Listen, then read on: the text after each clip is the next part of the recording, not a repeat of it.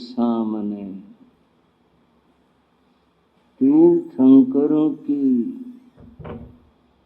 भगवंतों की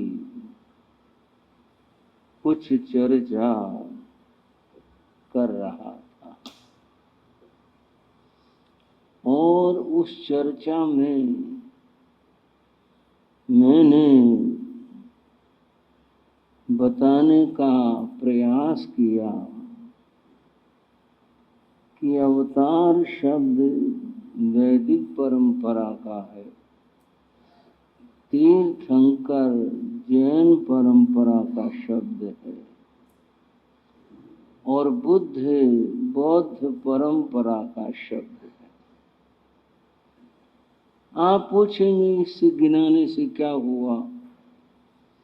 ये मैंने पहले बताया था। अवतारों के लिए भी यही कहा गया, धर्म संस्थापनार्थाय, धर्म की स्थापना के लिए अवतार आते हैं। तीर्थंकर का अर्थ भी यही है, जो धर्म तीर्थ की स्थापना करे वह तीर्थंकर है।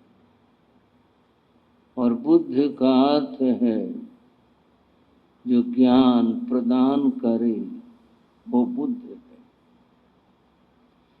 तीनों शब्दों के भाव को आप समझ सकते हैं। अब जो हमारी चर्चा का विषय है वह है तीर्थंकर भगवान और तीर्थंकर शब्द है। बंधुओं, आप ये भी जानते हैं,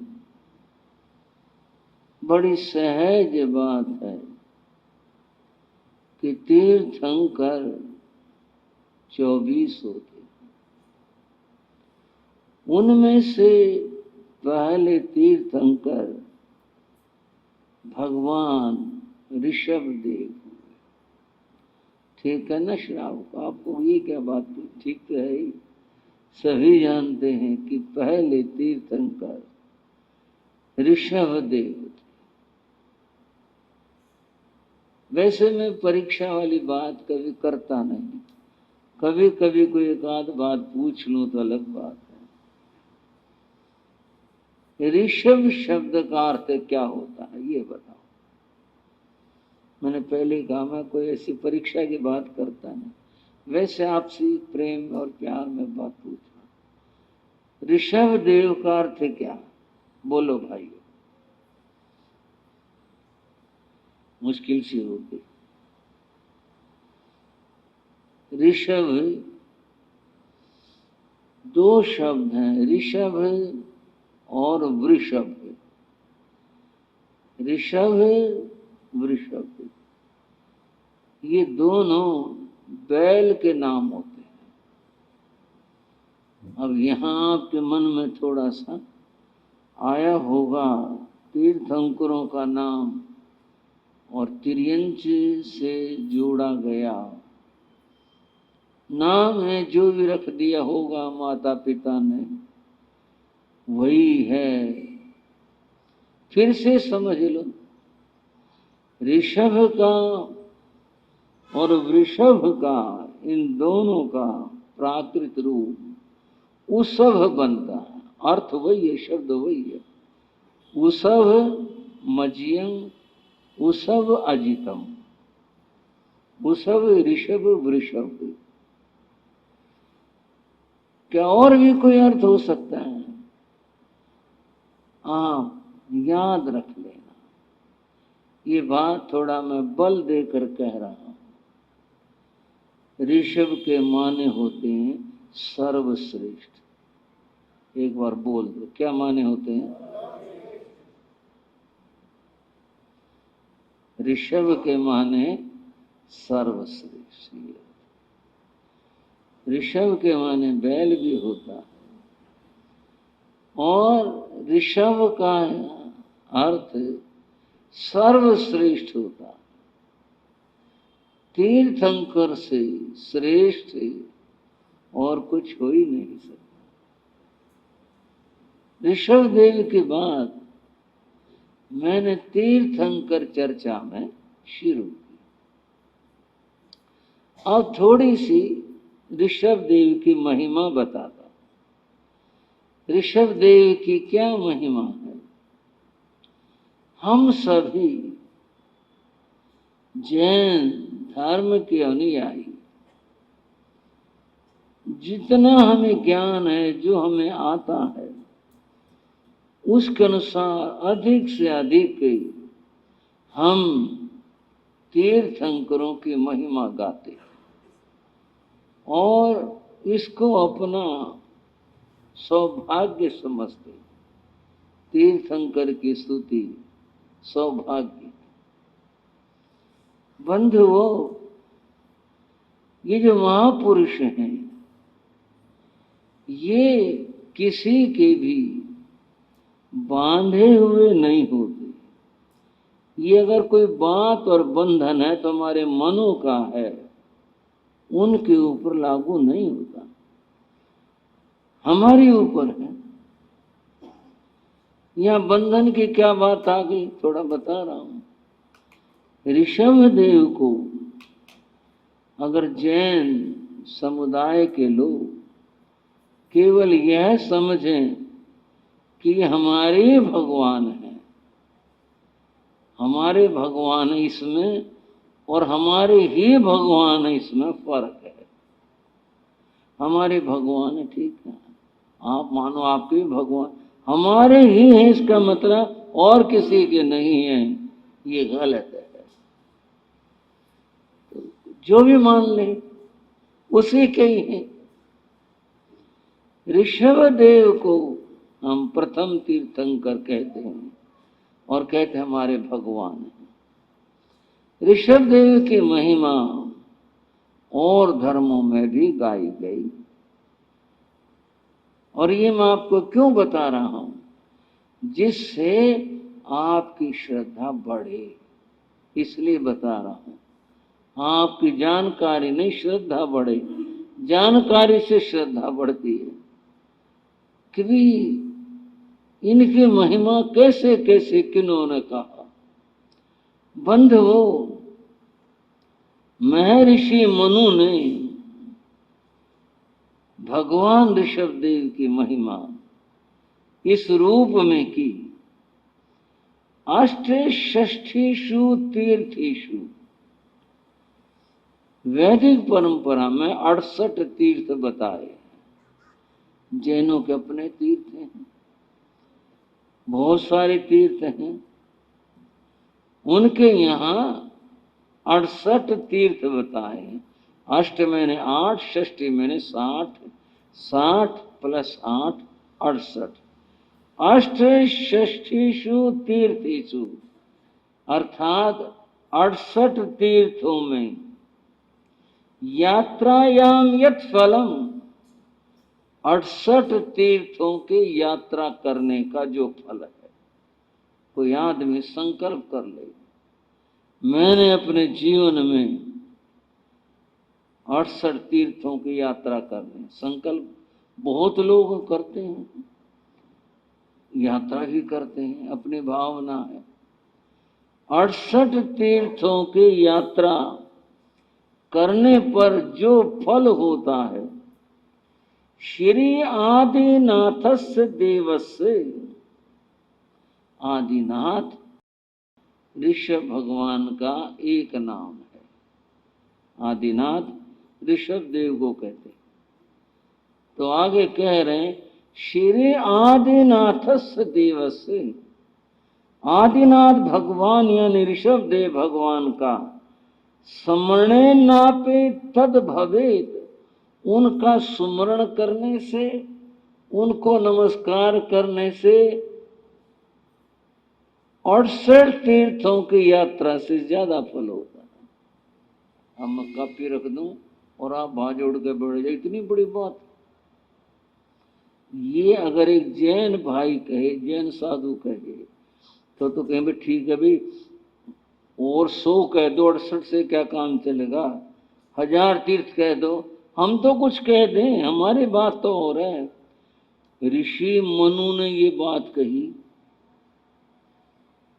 अगर ये बात मनु ने कही है, अब श्लोक है इसमें तो कोई कहते किसी तरह की कोई मिलावट नहीं, कुछ नहीं, पुस्तक में लिखा हुआ है। इतनी बड़ी बात कभी सोच कर और कल्पना करके देखो, इतनी बड़ी बात। ऋषभ देव को याद करने से, उनको नमस्कार करने से इतना बड़ा फल होता है। 68 तीर्थों की यात्रा करने का जो फल है उससे भी कहीं ज्यादा। अब ये बात जानने के बाद फिर तो हमारे मन में ये भाव आना चाहिए, हम सो हर पल ऋषभ देव ऋषभ देव ऋषभ देव रटा करें। हमें तो रटना ही चाहिए, इतना बड़ा फल अगर है।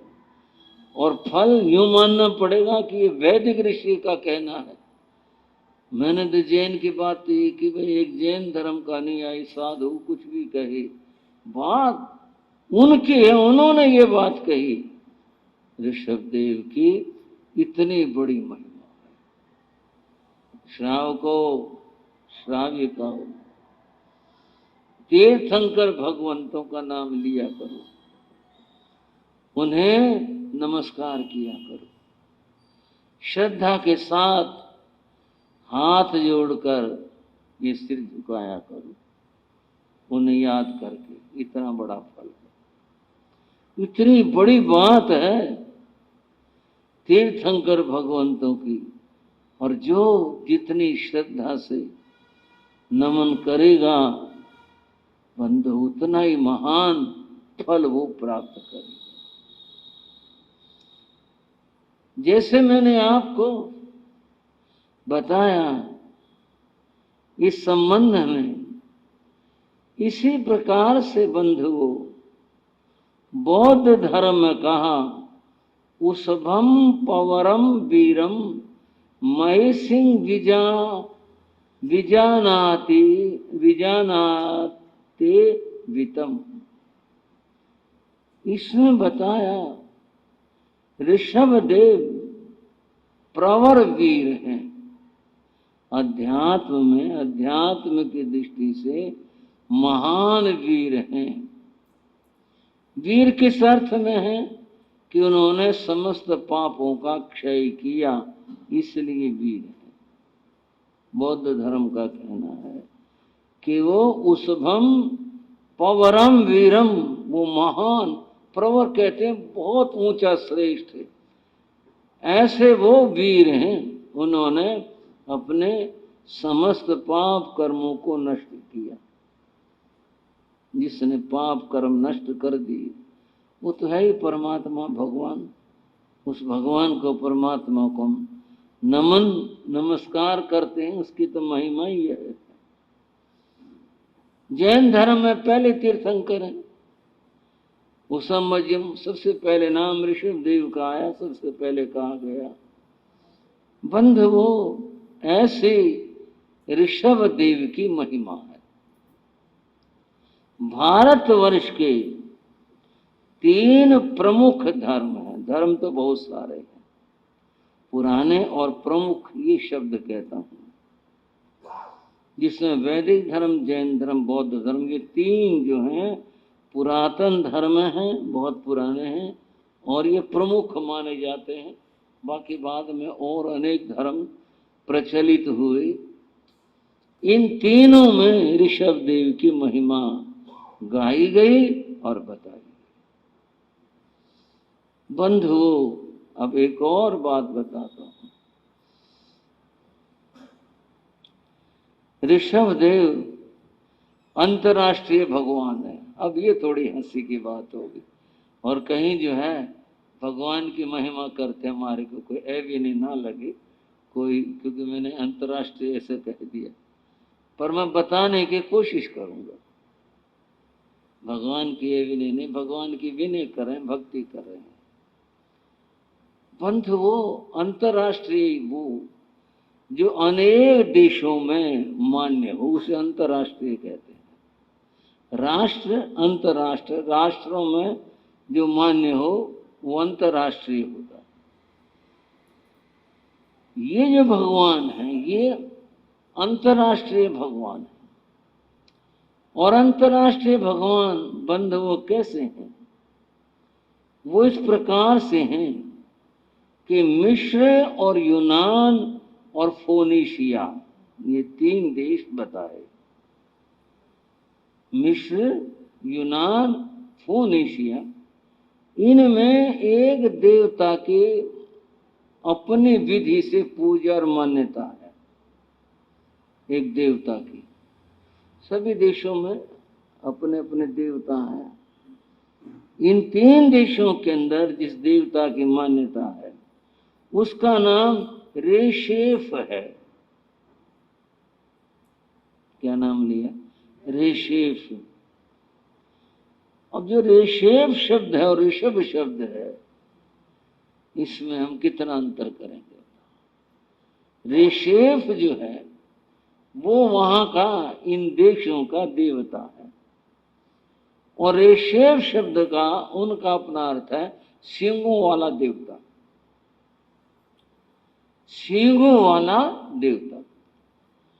अब आदमी के तो सींग होते नहीं, सींग तो त्रियंचियों के होते हैं, आदमी के तो होते नहीं। और यहाँ देवता के सींग लगाए। भारतीय चिंतन में राक्षसों के तो सींग होते हैं, देवताओं के तो नहीं होते सींग। जो रेशेफ जो माना उन्होंने वो सींगों वाला देवता माना। वो सींगों वाला देवता से तात्पर्य वृषभ बैल से है। बैल जिसका चिन्ह है वो सींगों वाला है, वो रेशेफ है, अर्थात ऋषभ है।